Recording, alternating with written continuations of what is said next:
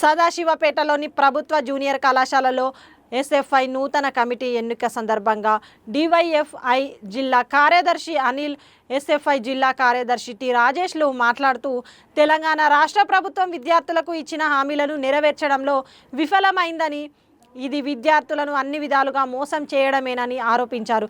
ప్రభుత్వ కళాశాలలు, పాఠశాలల్లో మౌలిక సదుపాయాలేమి, పెండింగ్లో ఉన్న స్కాలర్షిప్లు, హాస్టళ్లకు సొంత భవనాలు లేకపోవడం, మధ్యాహ్న భోజనం అమలు కాకపోవడం వంటి సమస్యలను వారు ఎత్తి చూపారు. పెరిగిన బస్ ఛార్జీలను తగ్గించి దూర ప్రాంత విద్యార్థులకు బస్సు సౌకర్యాలు కల్పించాలని డిమాండ్ చేశారు. ఇప్పటికీ విద్యాశాఖ మంత్రిని నియమించకపోవడం సిగ్గుచేటని పేర్కొంటూ ప్రభుత్వం తక్షణమే విద్యార్థుల సమస్యలను పరిష్కరించాలని, లేని పక్షంలో ఎస్ఎఫ్ఐ ఆధ్వర్యంలో రాష్ట్ర వ్యాప్తంగా ఉద్యమాలు చేపడతామని హెచ్చరించారు.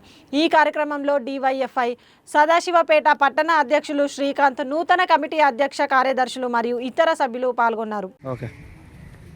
భారత విద్యార్థి ఫెడరేషన్ ఎస్ఎఫ్ఐ సంగారెడ్డి జిల్లా కమిటీ ఆధ్వర్యంలో ఈరోజు సాస్పేట్ మండల కమిటీ అంటే గవర్నమెంట్ జూనియర్ కాలేజ్ కమిటీ వేయడం జరిగింది.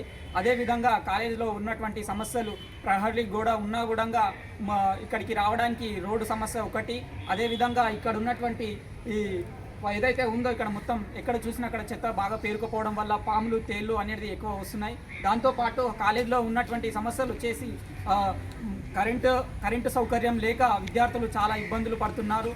అదేవిధంగా ఫ్యాన్లు ఉన్నా కూడా నడవలేని సిచ్యువేషన్లో ఉన్నాయి. దాంతోపాటు ఇక్కడ యూనిఫామ్స్, అదేవిధంగా డ్రెస్సు, బుక్స్ అని చెప్పేసి ఇతర ఫీజుల పేరుతో వసూలు చేస్తున్నటువంటి సమస్య ఎదుర్కొనడం జరుగుతుంది. అదేవిధంగా ఇక్కడికి ప్రత్యేకమైనటువంటి ఒక గవర్నమెంట్ జూనియర్ కాలేజ్కి ఒక హాస్టల్ ఏర్పాటు చేయాలని చెప్పేసి డిమాండ్ చేస్తున్నాం. హాస్టల్ లేకపోవడం వల్ల ఇక్కడ పేద మధ్యతరగతి విద్యార్థులు అడ్మిషన్స్ జరగకపోవడం చాలా ఇబ్బందికరంగా జరుగుతుంది.